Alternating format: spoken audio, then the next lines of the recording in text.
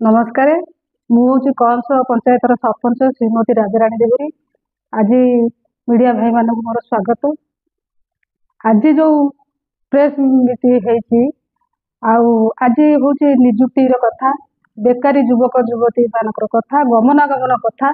ये मोर भाई मैंने 7 पंचायतर भाई भौण मैंने भी कही सारे, एसआरसी केमासी सेक्रेटरी कही सारे। प्रथम कथा है मु हूँ कंस पंचायतर सरपंच। मो पंचायतर लोक मैंने बहुत असुविधार सम्मुखीन होती कहीं ये हूँ गरीब श्रेणी आदिवासी बहुल अंचल पंचायत।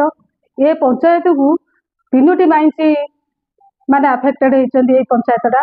ये पंचायतर टोटाल निजुक्ति ना कहीं निजुक्ति ना तथापि गमनागमन सुविधा ना एपर्यंत माटी गांडुए पड़नी सीएसआर काम हो। मो पंचायतर बेसिक सारुआ बिल जो माइंस अच्छी से मासक 2 थर 3 थर ब्लास्टिंग होती कांथ आजबेस्ट सब भांगी जाऊँगी। एपर्यंत टाटा कंपनी किसी पदक्षेप नौने। मझिरे से माने स्ट्राइक करथिले, आंदोलन करथिले, ताहा मध्य कंपनी शुणिलानी। कंपनी कर्तृपक्ष एमती मनमानी करुच्ची जे से माने एमान जनसाधारण कथा भी शुणा को अराजी होची। तेणुक आम अंचल आम एरिया जब एत गमनागमन करुच्ची गाड़ी माल बोची ताने आम गरीब लोक कहीं असुविधा पड़ुच।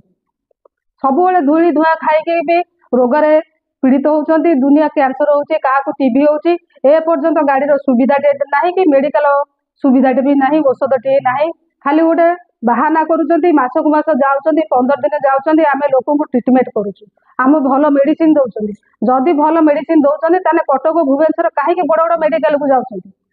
मोर प्रथम कथा है मोर बेसी हूँ आम पंचायत लोक निजुक्ति, बेकारी युवक युवती निजुक्ति। जदि या आगामी दिन में प्राधान्य न दि जाए ताहले आम एसआरसी केमेसी द्वारा 7टी पंचायतर सरपंच समिति भाई भौणी मानक जनसाधारण को लेकिन आगामी दिन में बड़ आंदोलन करूँ।